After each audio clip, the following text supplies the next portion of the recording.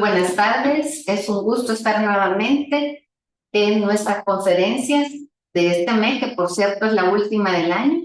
Vamos a cerrar con un tema muy interesante, que es precisamente hablar de depresión perinatal.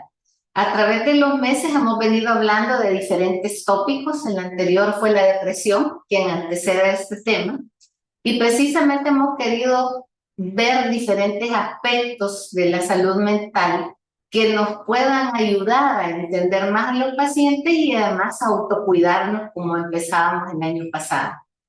Tengo que agradecer siempre al Instituto Nacional de Salud, al programa INS ECO y a la Asociación Salvadoreña de Psiquiatría, que todos pues han colaborado este año. Así que voy a empezar contándoles. Nuestra invitada es la doctora Denise Morán. La doctora es doctora en medicina de la Universidad Dr. José Matías Delgado. Es especialista en psiquiatría y salud mental de la Universidad de El Salvador, Hospital Policlínico Arce, Instituto Salvadoreño del Seguro Social, con mención honorífica. La doctora tiene una certificación en psiquiatría perinatal del Instituto Europeo de Salud Mental Perinatal. Es subespecialista en psiquiatría infantil y del adolescente del Hospital Dr. Juan Navarro de la Universidad Autónoma de México, también con mención honorífica. Tiene cursos de especialización en uso de psicofármacos durante el embarazo y la lactancia de la Universidad Autónoma de Barcelona, especialización en psicopatología durante el embarazo y el posparto de la Universidad Autónoma de Barcelona, fellowship en psiquiatría perinatal de la Unidad de Salud Mental Perinatal del Hospital Clínic de Barcelona, y tiene también máster en psicofármacos del Instituto de Educación en Neurociencias de Estados Unidos de América, completado también con mención honorífica. Curso de psicofarmacología en psiquiatría de enlace y poblaciones especiales de la Escuela de Medicina de la Pontificia Universidad Católica de Chile, y posgrado en salud mental perinatal de la Universidad de Barcelona. Es un gusto, Denise, tenerla con nosotros, y ya no se diga tocar un tema que creo que es de suma importancia y que todos los que trabajamos en esta área tenemos que conocer, y los que no trabajan en esta área están conectados en las diferentes áreas como la educación, también tienen que conocer un poco sobre estos temas. Así que la dejo con el tema. Buenas tardes a todos. Es un gusto para mí estar acá con ustedes y hablar de este tema que considero que es fundamental para el correcto funcionamiento de nuestra sociedad, y que, como dice doctora Sandoval, pues es un tema que va ganando mucha importancia y son crecientes los estudios con respecto a él.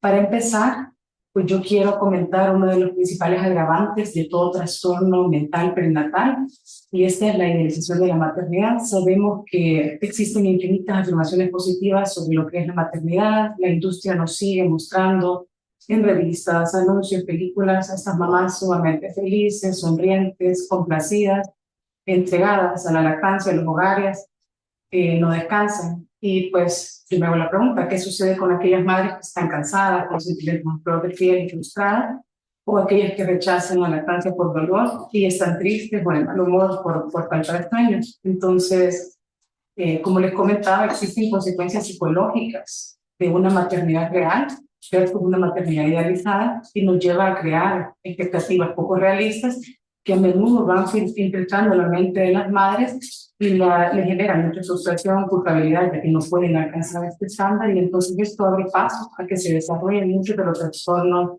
de salud mental perinatal. Entonces esto va a tener un impacto profundo y duradero en la madre, que se va a empezar a cuestionar todas sus habilidades y el valor, y les impide también que acepten que tienen un problema y que busquen ayuda. Entonces, todos aquellos que tenemos contacto con madres tenemos que tener bastante en cuenta este concepto para que podamos ayudar a las madres. Entonces, ya entrando en materia, la depresión perinatal se refiere a los síntomas depresivos que ocurren durante el periodo que comprende el inicio del embarazo y el primer año después del parto. En el pasado, antes del año 2000, se hablaba mucho de únicamente depresión posparto.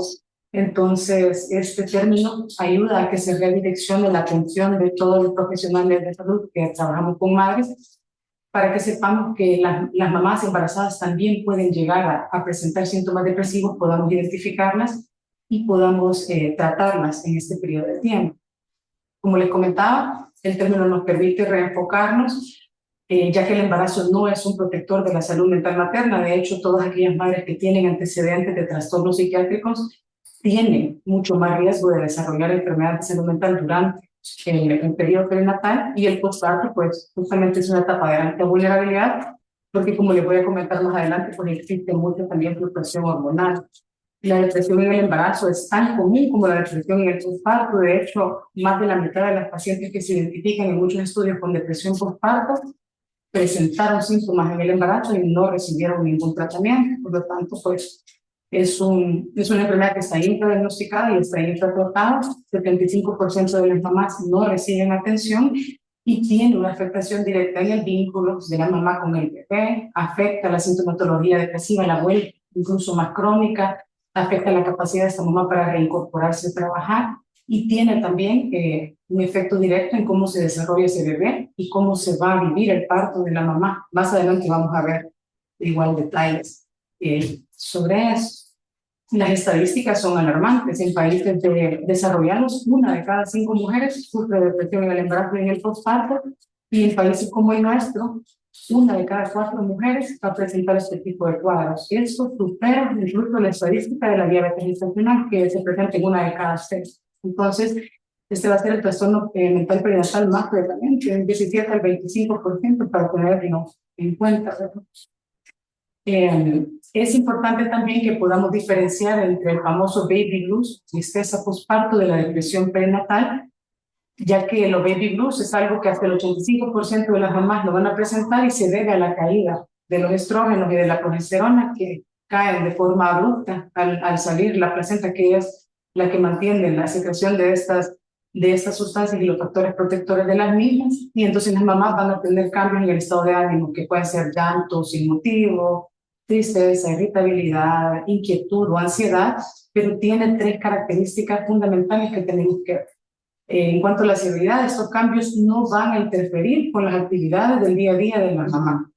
No necesitan tratamiento y pueden durar de 1 a 2 semanas después del parto, pero normalmente se van a resolver sin tratamiento. Y la depresión prenatal sería algo que es emocional y físicamente debilitante, que puede durar hasta 2 años después del parto y que requiere un tratamiento multidisciplinario en muchas de las ocasiones. Luego, es importante que tengamos en cuenta que para el diagnóstico la evaluación clínica va a ser el primer paso, y vamos a analizar diferentes aspectos, como les decía antes, la duración, la severidad de los síntomas, el historial médico de la madre, si hay enfermedades que puedan estar concluyendo, si ha pasado algo en su entorno, eventos estresantes, e igual, ¿verdad?, antecedentes familiares de trastorno del estado de ánimo, ya que estas patologías tienen un grado de vulnerabilidad bastante alto. Y siempre recordarles que es fundamental que la mamá se sienta cómoda en el entorno, no juzgada, para poder compartir cómo se siente y que nosotros podamos realizar una evaluación precisa y entender claramente qué está pasando en su situación vital. Para el diagnóstico, decía la doctora que hablaron de depresión en los temas previos. Los criterios diagnósticos que coloca el Manual Diagnóstico y Estadístico de los Trastornos Mentales son los mismos con el especificador de inicio en el periparto, ¿verdad? Entonces requiere que la persona tenga ánimo deprimido, se disminuya su interés o placer, pérdida o aumento de peso, que no duerma bien, agitación o enlentecimiento, fatiga, que se sienta con inutilidad o culpa, dificultad para concentrarse, y pueden llegar a presentar también pensamientos recurrentes de muerte o ideación suicida. En un momento les voy a tal vez aclarar un poco más qué podríamos hacer para identificar ya propiamente en las madres deprimidas. Es importante que como profesionales de la medicina tengamos en cuenta que existen patologías médicas que pueden cruzar con alteraciones cognitivas y emocionales, que pueden provocar que la mujer se canse en extremo, que esté irritable, apática, que no se pueda concentrar, que se altere el peso, y entonces incurriríamos en situaciones que se parecen mucho a los criterios que acabamos de ver. Por lo tanto, es súper importante la colaboración interdisciplinaria, endocrinólogos, ginecólogos, todos los profesionales que podamos tener contacto con estas mamás, Tenemos que hacer análisis de sangre, evaluación física completa, descartar si existen deficiencias inmunológicas, alteraciones inmunológicas, dogmas metabólicas o deficiencias nutricionales. Acá les coloco vitamina D, B12, folatos o incluso la anemia podría confundirse también. Entonces es muy importante que realicen. Y es bien frecuente lo de la anemia, porque lo hemos visto en varias pacientes. Sí. Presentan una clínica que se parece mucho y al descartar, pues la mamá mejor. Sí, bastante. Como les mencionaba, existe sintomatología específica en la depresión postparto porque tienen los mismos criterios, pero en las mamás deprimidas vamos a ver que presentan cuando tienen agitación psicomotora pueden llegar a agitarse de forma bastante aparatosa, se ponen bastante indecisas, les cuesta mucho concentrarse. Recordemos que son mujeres que entran en periodo de abstinencia de sueño bastante grande, se deprimen de forma más intensa y existe eso de la clinofilia, que las madres se quedan acostadas en la cama, en el sillón, les cuesta mucho levantarse, incorporarse, como las depresiones melancólicas. Así es. Entonces, esto es importante mencionarlo y que también, pues, tema tabú también, cuando hablamos sobre madres, va a haber más ideación suicida en estas pacientes y cursa bastante con una comorbilidad, en especial con los trastornos de ansiedad, puede llegar hasta un 40% presentarse depresión y ansiedad en estos pacientes, lo cual aumenta la sensación de malestar. También recordar que las cogniciones o los pensamientos de estas pacientes se van a basar o van a ir alrededor de las capacidades, las expectativas que se tienen sobre la maternidad, y entonces por eso es tan importante lo que les comentaba al inicio, o sea, que la mamá no tenga una expectativa exagerada o irreal de lo que es la maternidad y que cuente con una red de apoyo, porque usualmente sienten muchísima culpa por no ser buenas madres, tienen muy baja autoimagen del papel que ellas ejercen como madres, y se preocupan excesivamente si están haciendo bien el trabajo como madres, se les dificulta tener decisiones con respecto a la crianza. Y es bien importante que notemos también que en el 40% de los casos van a presentar pensamientos obsesivos de dañar al bebé. Y esto no necesariamente significa que vayan a hacerlo, sino que es algo que se presenta como un fenómeno justamente en este momento de la vida. Estas son las llamadas fobias de intrusión, que van a ser pensamientos o imágenes intrusivas focalizadas en el miedo de hacer daño al bebé. Entonces son altamente desagradables, indeseadas y generan mucho malestar a las mamás. Pueden ser pasivas, que hacen referencia al miedo que tiene la mamá que ocurra un accidente y dañar a su bebé, o activas, que hacen referencia al miedo de hacer daño al bebé de forma intencional o deliberada. Y es sumamente interesante porque la ocurrencia de estos pensamientos es normal en las mujeres que están en el posparto, incluso en aquellas que ni siquiera tienen un trastorno de la salud mental, pero son 4 veces más frecuentes en mamás que están deprimidas. Hay estudios que reportan que al menos 2 de cada 3 mamás tienen fobia de inclusión pasiva y hasta el 50% activas, para que cuando estemos en contacto tal vez con una madre y escuchemos esto, tratemos de brindarle la tranquilidad necesaria y derivarla a la atención especializada, ya que genera muchísimo malestar.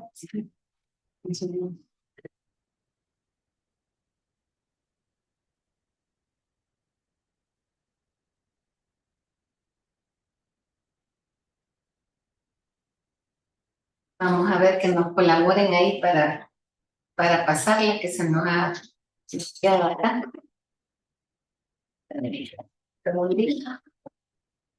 Retomando esto, Denise, hay una cosa bien importante. Hemos tenido varias pacientes que, por ejemplo, tienen que tomar un antipsicótico, por ejemplo, en el posparto, y que por lo que dice todo el mundo, principalmente la imagen que van a dar con todos, ellas tienen que dejarlo o no aceptan tomarlo.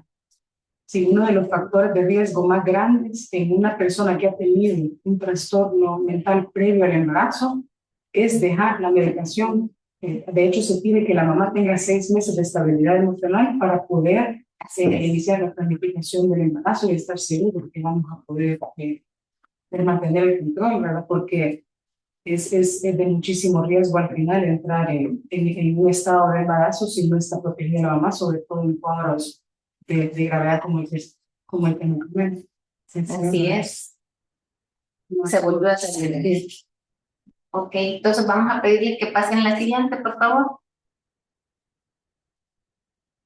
Ok, En cuanto al cribaje de estas enfermedades, la guía dice en 2014, ella recomiendan evaluaciones de las mamás entre la semana 12 a la 14 y de la 29 a la 30. Y esto lo comento para todos aquellos profesionales, incluso de salud primaria, que pueden empezar a implementar ese tipo de preguntas que son bastante sencillas y que sirven para detectar en cada trimestre del embarazo cuadros depresivos o ansiosos. Entonces, las primeras dos preguntas van orientadas a depresión.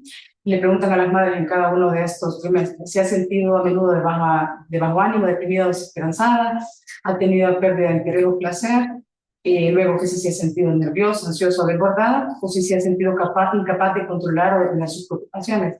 Entonces, una respuesta positiva a alguna de estas preguntas nos obliga a que evaluemos a esta mamá con otro tipo de instrumentos que ya les voy a presentar y son una herramienta que nos permite detectar, no diagnosticar, sino detectar aquellas mamás que pueden beneficiarse de evaluaciones más extensas, como la escala de depresión postparto de Edimburgo. Esta es una escala que está avalada al idioma español, traducida a más de 50 idiomas, autoadministrada, se creó en 1987. Son 10 ítems sumamente fáciles de responder. Tarda la persona de 5 a 10 minutos en responderla, se hace un pequeño adiestramiento para aquellos que lo van a aplicar y no requiere una experiencia psiquiátrica. Por lo que les decía que los trabajadores sanitarios pueden administrarla, en otros países se administra, y al salir una evaluación mayor de 13 puntos, bueno, mayor de 10 tiene que encender focos rojos y mayor de 13 pues ya requiere una evaluación clínica más completa para poder empezar a identificar estos casos que, como vimos, son sumamente prevalentes. Acá se las coloco. Son preguntas, la verdad, bastante accesibles. Si se fija, pues puede una mamá responderlas de una manera fácil y rápida. Y para que ustedes noten también, el ítem 10 nos permite también ver si la mamá tiene riesgo suicida. El ítem 10 pues he tenido pensamientos de hacerle daño y muchas de las madres lo responden. El ítem 10 positivo es un factor de riesgo todavía mayor para que nosotros tengamos que hacer una evaluación más completa de estas madres. Acá les coloco cómo hacen el circuito de cribaje. Por ejemplo, en Barcelona, como les decía, las 12, 14 semanas, si responden las preguntas muy y están negativas, seguimos hasta las 29 o 30 y luego se hace el EPS en el posparto, ¿verdad? Y ustedes ven que si existe alguna positividad, se tiene que hacer una valoración más extensa y entonces ya entran ahí profesionales de psicología o psiquiatría para poder detectar estas mamás con riesgo. Sobre la prevalencia de la depresión perinatal, vimos que es altísima. Los países que están en blanco no tenemos datos, tienen que realizarse más estudios, ¿verdad? Que son los países de medianos y bajos ingresos, y luego vemos que hay países que tienen una prevalencia de hasta el 50%. En Chile, pero hay tanto estudio que se hace que también permite que se tenga más conocimiento. Y en este mapa, pues, lastimosamente no se incluyen los datos de los países de altos ingresos, ¿verdad? ¿Qué sería lo que nos traducía que una de cada 5 mamás va a tener este tipo de enfermedades? En cuanto a la incidencia de la depresión perinatal, pues no hay estudios así sumamente claros que nos indiquen que existe riesgo como tal en comparación con otras etapas de la vida. Les pongo en estos dos que encontré en Cox total, encuentran un riesgo de 3 veces más de presentar un nuevo episodio depresivo durante las primeras 5 semanas postparto, extendiéndose en los primeros 3 meses, para tenerlo en cuenta como un periodo de más vulnerabilidad. Y luego también se encuentra que existe más riesgo. Monk, Olsen y colaboradores encuentran que existe más riesgo en el periodo postnatal que en el embarazo, y esto lo asocian ellos más a la parte del balance hormonal que se da. Como factores de riesgo para la depresión prenatal está el bajo nivel educativo y económico, los antecedentes de enfermedad mental, lo que comentábamos, tiene que haber una estabilidad, y si existe un antecedente tenemos que estar vigilantes que esa mamá tenga un plan de parto adecuado y que tenga un equipo multidisciplinario en torno a ella. La disfunción de pareja y la violencia doméstica también funcionan como estresores que pueden agravar este tipo de cuadros, ¿verdad? El consumo de alcohol o tabaco perinatal, y esto ya va teniendo también como mucha influencia en cómo se desarrolla el embarazo. La multiparidad es un problema porque a veces son mamás que no tienen apoyo, que tienen que cuidar su embarazo, otros los demás niños y cuidar su hogar, como decíamos al inicio, que no tengan apoyo familiar. El síndrome disfórico premenstrual se me parece muy interesante porque a veces Este es un factor de vulnerabilidad que no se identifica, pero todas aquellas mamás que tienen, mujeres que tienen síndrome disfórico premenstrual, ya nos están indicando que son muy sensibles a esas variaciones hormonales, ¿verdad? Entonces, en esas personas tenemos que poner más el ojo en el posparto, porque muy probablemente podrían desarrollar una vez alteraciones. Otro factor muy importante son todas aquellas personas que han tenido historia de abuso en la infancia, abuso físico, emocional o sexual, los coloca en una vulnerabilidad. Y si son embarazos no planificamos, sabemos todo lo. Por lo cual creo yo que es bien importante como dejar claro que todas las pacientes de nuestra área de salud mental que están en tratamiento tienen que planear sus embarazos. Es lo correcto para asegurarnos que van a llevar un embarazo sano y a término y que van a estar bien para recibir a su bebé.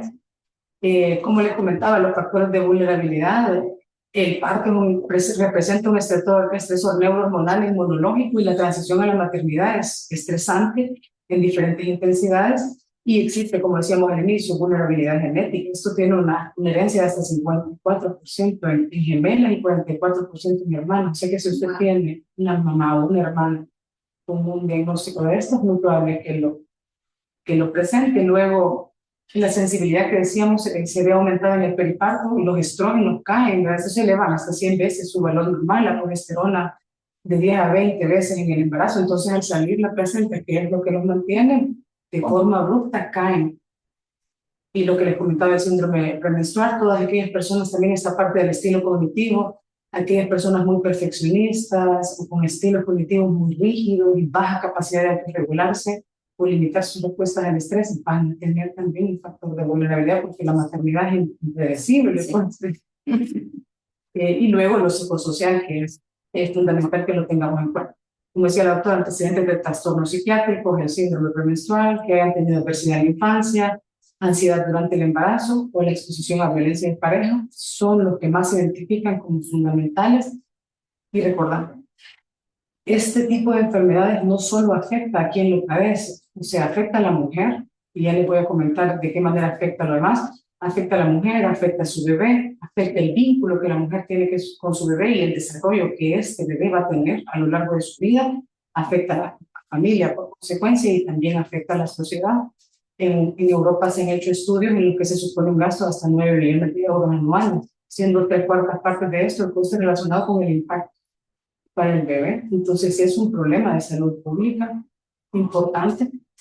El impacto en la salud de la mamá se va a ver pues en muchas áreas. Acuérdense que uno de los primeros diagnósticos es dejar de comer, o comer excesivamente, entonces pueden ser mamás que tengan malnutrición, déficit vitamínico, anemia, consumo de sustancias y que se les dificulte parar este consumo, o que no vayan a sus controles estacionales y que por lo tanto no se detecten enfermedades que puedan incurrir en complicaciones del embarazo.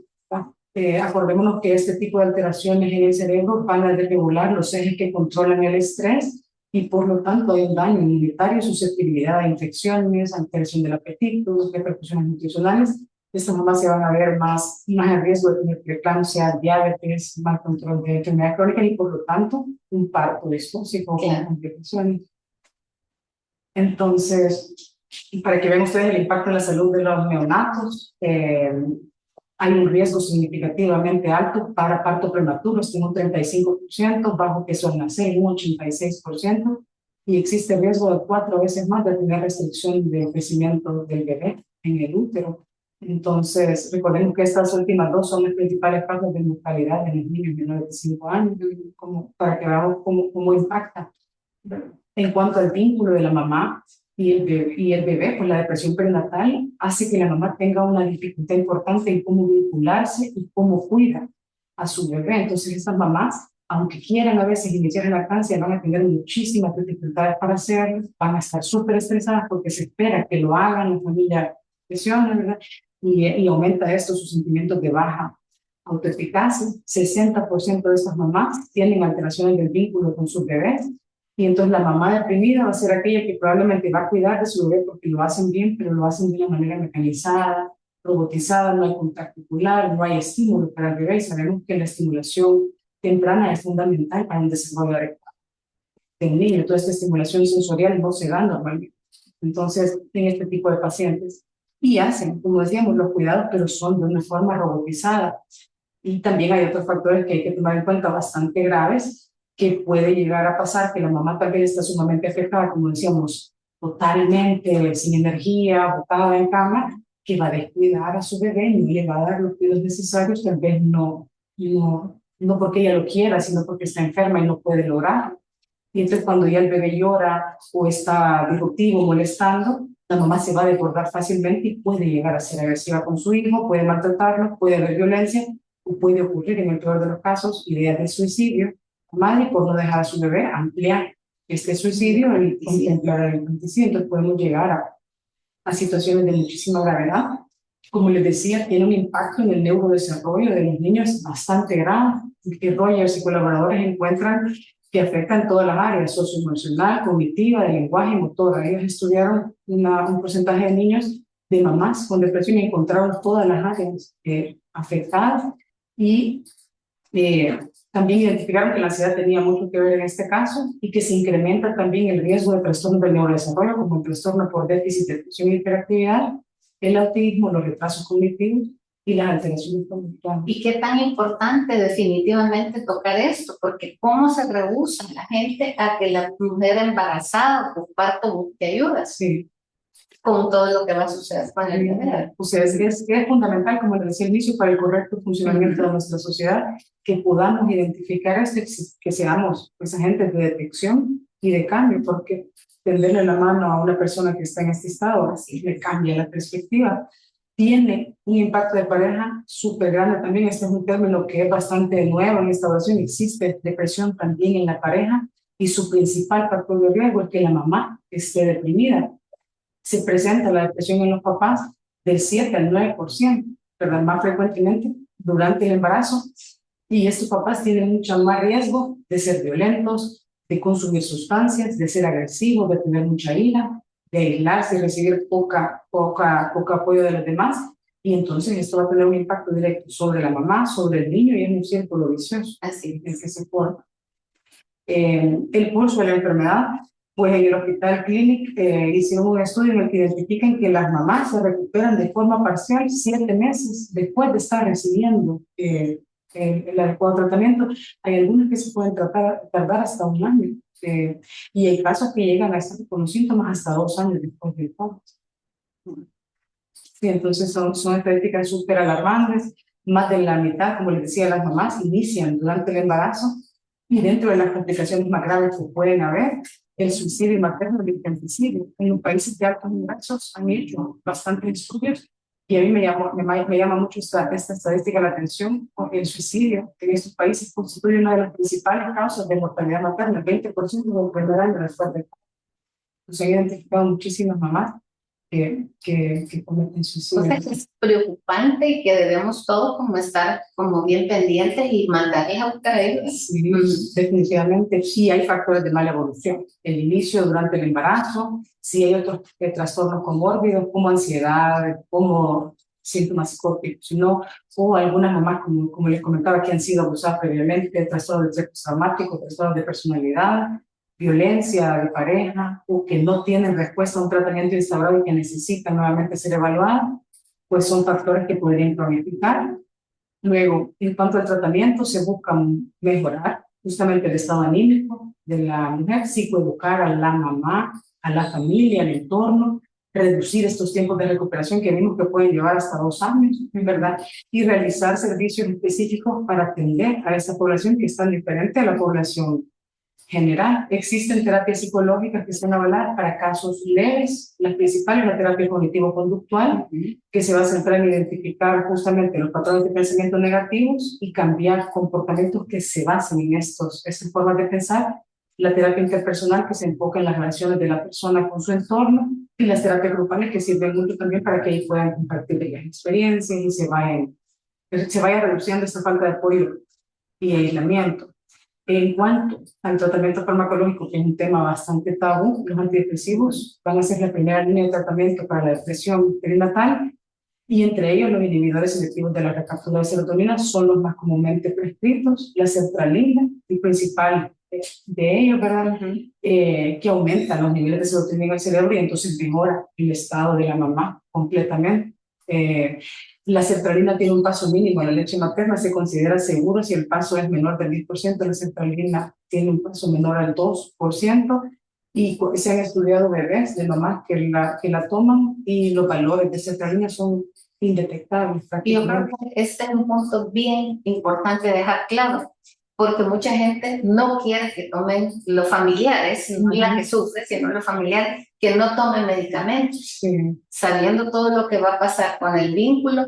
Yo creo que es importante lo que dice la doctora, quitar ese tabú y que sea visto por un profesional calificado. Sí, y recordemos, cada caso tiene que ser individualizado, cada mamá va a tener sus características diferentes y debe haber un profesional que esté debidamente formado para brindarle el mejor tratamiento. En casos súper graves está también la terapia electroconvulsiva, que va a ser para mamás que ya tienen cuadros psicóticos recurrentes, ¿verdad? O aquellas que no responden al tratamiento como tal. Para la recuperación necesitamos que tengan acompañamiento de los médicos, familiares, trabajo social, instituciones de apoyo, los tratamientos psicológicos, a veces intervención de enfermería de salud mental en otros países lo hacen, ya les voy a comentar más adelante, las pediátricas para ayudarles a esta parte de los cuidados que a veces mis mamás no son capaces de hacerlo en este momento. Y también, ¿verdad?, las incapacidades médicas para la parte del trabajo. Y a esto pues nace la idea de hospitales de día, madre-bebé, que se están llevando como acabo en otros países, como el que les comentaba que yo hice mi fellowship en este lugar. Hay una unidad que es pionera en esto, ¿verdad? Se iniciaron este programa en el 2018 y entonces ellas lo que hacen es iniciar ese enfoque innovador que permite que las mamás acudan con sus bebés, atienden de 10 a 15 madres con sus bebés y estando en este dispositivo intensivo, las mamás reciben atención psicológica, atención psiquiátrica en un entorno seguro. Las atiende también una enfermera en salud mental, una enfermera pediátrica que les enseña cómo bañar a su bebé, cómo cambiarlo, cómo alimentarlo, porque hay muchas mamás que se bloquean, que la ansiedad no les permite ni siquiera darle el pecho pensando que pueden dañarlo. Entonces, este tipo de enfoques nos permiten una atención integral y abordan todas las necesidades emocionales y físicas de las mamás. Excelente idea, ¿verdad? Porque en Colombia hay uno similar con otro nombre, pero verdaderamente creo que este debe ser sumamente esencial porque la queja de nuestras pacientes, ya cuando salen de la depresión, es que se perdieron toda esta etapa de atención hacia su bebé. Sí, definitivamente. Entonces es bien interesante este tipo de iniciativas que requieren equipos multidisciplinarios informados para que puedan ayudarle acá, lo que ya les comentaba, ¿verdad? O sea, va a requerir psiquiatras, psicólogos, enfermeras especializadas, incluso terapias ocupacionales, trabajadores sociales también. Y acá les pongo fotos. Este es el dispositivo que yo conocí. Acá llegan las mamás durante una jornada de las 8 hasta la 1 de la tarde, realizan sus diferentes terapéuticas, se les revisa su tratamiento y acuden con los bebés y van pues interconsultando. La verdad es que son iniciativas muy interesantes. Que les coloco del equipo de salud son todas mujeres y extraordinario el trabajo que hacen. Sí. Y acá pues les coloco un caso clínico para que pongamos en práctica lo que hemos revisado. Esta es una mujer de 40 años que acudió a esta unidad que les comento porque se detectó en la unidad de salud un EPDS de 20 puntos. El punto era 3, entonces está alto, una pareja estable, no hay alteraciones ahí. Había planificado su embarazo por fertilización in vitro, maestra, con antecedentes de la mamá y la hermana, con depresión postparto. Es la menor de 4 hermanos, había tenido abusos sexuales entre los 13 y 14 años y a los 18 por parte de su padre. La mamá había fallecido a sus 20 años, es alguien que trabajaba desde bastante joven y que desde el inicio, cuando se dio cuenta que estaba ya en estado de embarazo, empezó con sentimientos de ambivalencia, ya pensando en el cambio que iba a tener que enfrentar por estar embarazada. Luego, desde las 10 semanas de gestación, empieza a presentar el estado de ánimo bajo, la falta de disfrute, placer, desgano, fatiga, fluctuaciones de ánimo, irritabilidad, tristeza, tendencia a estar acostada todo el tiempo, miedo a estar sola, la avenida del llanto. Y estos síntomas se van intensificando durante el embarazo y a la semana 36 del parto, pues tiene que hacerse una cesárea porque es sufrimiento fetal agudo, nace un bebé de bajo peso, a quien le inicia lactancia materna y a las 6 semanas postparto pues ya ya se evaluó a la mamá que fue derivada, entonces ya con fobia de impulsión, la señora estaba con temor porque tenía imágenes de tirar a su bebé desde la terraza o frente al metro, de apatía, anedonia, se le dificultaba ser cariñosa con su bebé, hablarle, y la lactancia era molesta, los cuidados mecanizados, y también en esta mamá, como tiene un antecedente de abuso sexual, pues requeriría un estudio totalmente diferente, pero es una mamá que está propensa también a la reactivación de un trastorno de estrés postraumático. Entonces, ¿cuál es el diagnóstico que concuerda mejor con el caso? Una depresión perinatal de inicio en el embarazo que se agrava y se extiende al posparto. Vivimos todos los factores de riesgo, Tienen todos. todo lo que mencionamos, y que la sintomatología justamente evolucionó de forma grave hasta cronificarse y requerir ayuda pues, especializada. Ok. Pregunto, ¿y qué tan seguido se ingresa una paciente con una depresión perinatal grave? Pues acá en el país, no, o en la experiencia. Mi experiencia previa, pues sí, era frecuente, era frecuente, al menos unas dos. Este hospital era de referencia, entonces ahí mandaban. Las mujeres graves eran 2 cada 2 semanas, y menos era bastante frecuente. Haciendo memoria de ya los años, ¿verdad? Experiencia, varios pacientes con un cuadro muy similar, que en muchas ocasiones la familia se rehúsa que uno las ingrese, sí, y que definitivamente nos hace falta como el equipo multidisciplinario para tratarlas, porque desgraciadamente algunos colegas de otra área, por ejemplo, dicen que es normal, que por la bajada de las hormonas nada más uno tiene que estar con esa gran depresión, pero no, hay que buscar la ayuda pertinente. Entonces, creo que ha quedado bastante claro muchos de los temas, pero vamos a aprovechar y vamos a hacer preguntas. Vamos a pasar a esta parte.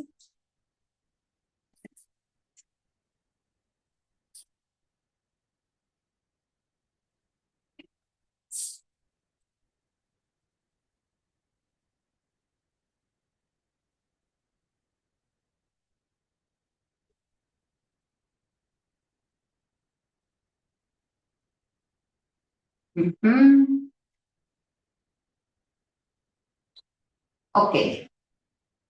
Aquí nos saludan, muy interesante el tema. Wendy Escobar. María Ángela Guerrero nos dice buenas tardes desde el Hospital General Presente, el Hospital Sacamil del Seguro Social. Celina de Chacón también nos saluda. Vamos a ver acá.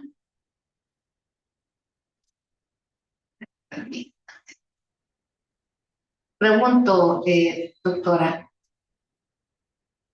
¿el uso de antipsicóticos en el embarazo es frecuente, según la experiencia? Sí, es frecuente y es también seguro. O sea, es un tema súper extenso, pero se usa de forma bastante frecuente, y así como los inhibidores selectivos de la recaptura de serotonina, existen antipsicóticos que son seguros para su uso durante el embarazo. Ok.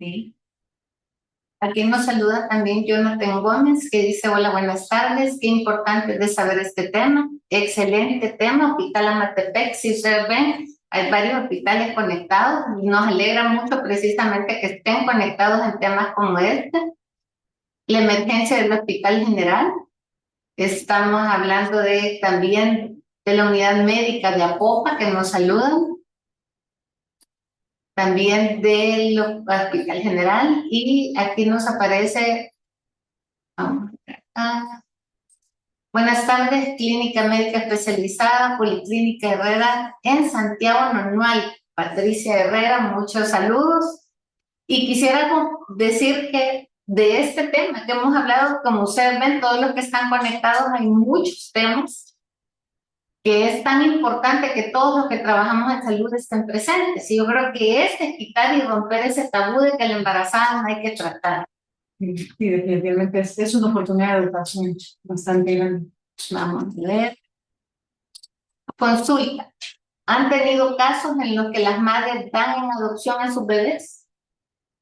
Pues donde yo hice mi fellowship, por eso justamente parte del equipo multidisciplinario es trabajo social. Cuando la mamá considera que no tiene las capacidades para poder cuidar de su bebé, puede optar por esta opción de brindarle al niño y a ella misma una oportunidad. Ok. Mejor. Pero hasta que están sumamente estables. ¿Qué decir? Sí. Nos saludan también de la Unidad Médica de Apopa y dice aquí, hay una pregunta de Celina de Chacón. ¿Se identifican los síntomas? ¿Son pacientes que deben ser ingresados o se están vigilando? Si se identifican los síntomas, se deben derivar a una evaluación por un especialista y el especialista va a enterar si es un episodio depresivo moderado, se inicia tratamiento específico y se da un seguimiento cercano, y si es un episodio depresivo grave con ideación suicida o síntomas psicóticos, debe ser ingresada para su estabilización. Así es. Creo que es lo que dice la doctora, es exactamente lo que tenemos que hacer. O sea, es una paciente que hay que estar evaluando, ¿verdad? Ahora, hay otra cosa que es también bien importante, que creo que también es de tomarla en cuenta y dejarlo claro, ya que usted es psiquiatra infantil también. La consecuencia de esto, que tan frecuente la ve usted ya en adolescentes y... Dice que en mi práctica yo sí lo veo muchas veces, que varias mamás me comentan que tienen problemas emocionales durante el embarazo y ya llegan los niños con problemas conductuales. Entonces, sí es acá como un círculo vicioso. Recordemos que si nuestra relación con la mamá es lo más íntimo que tenemos, y eso viene pues desde el vientre, y existe cambios microestructurales en el cerebro que se dan en los niños a raíz de esos cambios. Así es. En la mamá. Yo creo que esto que nos decía la doctora es sumamente importante por el hecho de que cuando tenemos esa paciente que está embarazada o que está principalmente en ese periodo donde vemos que se está formando el bebé, hay un cambio neuroquímico que a la larga va a traer consecuencias en el bebé y que sí es importante que reciba tratamiento, porque, por ejemplo, mucha gente aparece en la consulta y dice no, pero que no se las tome porque va a afectar al bebé. Va a afectar mucho más lo otro también. Sí, es de sopesar al final el riesgo-beneficio, porque muchas veces también se preocupan mucho por el efecto que va a tener el bebé. Y en cuanto al cortisol, pues gracias a Dios la placenta tiene receptores que protegen al bebé del cortisol, pero nadie protege al cuerpo de la mamá del efecto del cortisol. Entonces son mamás que están más propensas a tener un parto prematuro, preeclampsia u otras complicaciones, y entonces ese bebé nacer antes de tiempo y tener muchísimos más factores de riesgo. Aquí nos escribe Amores Reyes y dice, el próximo año voy a mi año social. Si me llega una paciente en el primer nivel, ¿qué recomendaciones me daría para llevar un control?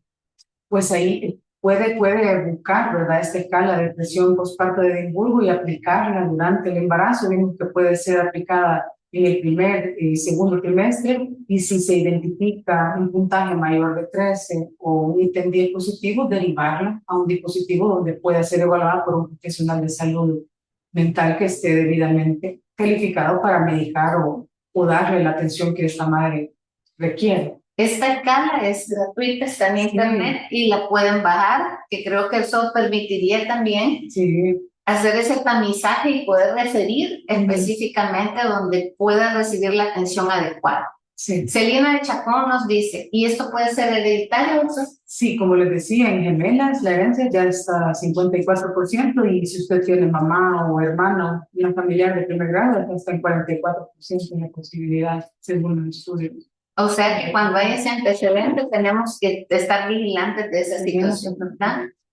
Roxana Rodríguez dice, excelente, muchas gracias, doctora. Pero yo creo que tenemos que aprovechar cuando tenemos ponentes como la doctora, hacerles preguntas pertinentes, porque definitivamente todos tenemos que aprender. La oportunidad que tenemos de tener siempre algún experto en estas áreas creo que es tan importante, porque todos hemos visto pacientes así.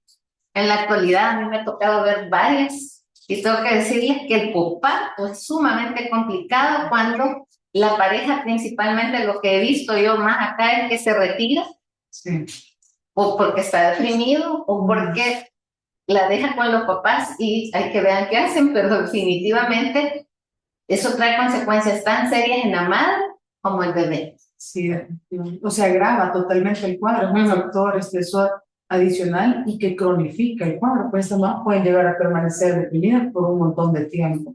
Así es. También por eso. Y enfrentan justamente como la crianza de ella sola. Y con más irritabilidad, más frustración, y eso pues definitivamente trae alteraciones en el desarrollo del bebé. Sí. Yo creo que de este tema podemos hablar un montón, durante toda la tarde, pero definitivamente viene aquí otra. Buenas tardes, y las puérperas que están siendo medicadas, ¿se le suspende la lactancia materna al bebé? Esta es una pregunta bien interesante. Si una madre ya ha sido expuesta a un fármaco durante el embarazo, pues recordemos que todos los fármacos traspasan la barrera placentaria y vimos que ya en los casos que vamos a escoger lo hacen de forma mínima, por lo tanto, si la madre ya estuvo expuesta en el embarazo, no ha habido ninguna alteración, debe continuar el fármaco durante la lactancia porque en la lactancia hay todavía menor exposición para el bebé y el posparto representa un momento de mayor vulnerabilidad. Entonces, los tratamientos deben mantenerse durante todo el periodo perinatal, que como vimos es al inicio del embarazo hasta 12 meses después del parto, que es que se reduce un poco todos estos cambios que se dan a nivel cerebral. Yo creo que eso es sumamente importante porque cuando decimos nosotros y se va a quedar con el antidepresivo, que ya sabemos que no le da mayor conflicto, muchas veces esto es como una crisis para el grupo familiar o para el médico que lo está viendo. Entonces, definitivamente hay algunos que podemos suspender. O, pues en un dado caso tan grave, pues la lactancia sí hay un cuadro psicótico, alguna situación. Celina de Chapón nos pregunta, ¿hacia dónde se refieren estos casos si se identifican en áreas periféricas? Puede referirnos a donde, por ejemplo, hospitales psiquiátricos, el hospital policlínico ARCE, unidades médicas donde exista atención por parte de psiquiatría, donde exista un profesional certificado en salud mental. Así es decir, si estamos en un periférico y estamos evaluándolo y es personal que no es del área de la salud mental, en todos los periféricos del seguro sabemos que hay psiquiatras. A nivel nacional, sabemos que MinSal también tiene psiquiatras en el Psiquiátrico Nacional y en algunos hospitales tiene que ser referido donde haya un especialista en eso. En el seguro pues se van al Policlínico ARCE, definitivamente. Bueno, vamos a ver si ya no nos preguntan. Aquí hay que aprovechar a la doctora. Creo que como es un tema que generalmente no lo hemos presentado, creo que habría que tocarlo un poco más y aprovechar, pues definitivamente. Creo que otro de los puntos también bien relevante, doctora, aprovechando, que es dejar claro el uso de benzodiazepinas, porque por ahí aparecen algunas que dicen así, el doctor me dio permiso de tomar alguno. Si hay casos muy graves, sí, tiene que tener una evaluación específica y existen algunas benzodiazepinas que tienen una vida media corta, como el lorazepam, que podría llegar a usarse solo en casos de emergencia, pero recordemos que la benzodiazepina es una ayuda. La razón principal de este tipo de trastornos se debe a alteraciones de la serotonina. Entonces eso no lo va a cumplir. O sea, en general, no. Y cada caso es individual. Sí. O sea, por eso es bien importante que lo dejemos claro. Sí. Pero bueno, ya que ya no tenemos más mensajes, vamos a darle gracias, doctora, excelente ponencia, y muy agradecidos de que viniera con nosotros. Y quisiera saber si quiere dejar un último mensaje para todos los que nos están escuchando. Pues les agradezco el tiempo. Considero que sí es súper importante que nos eduquemos en cuanto a estos temas y que, pues ya saben, ¿verdad? Ya les comenté sobre factores de riesgo, sobre signos de alarma. En caso de identificar a una persona con este tipo de síntomas, derivarla y brindarle una mano, pues a una persona que está en el sufrimiento psíquico importante. Eso sería también. Bueno, y la vamos a invitar para próximas intervenciones acá en el proyecto ECO, y definitivamente agradecer a todos los que se conectan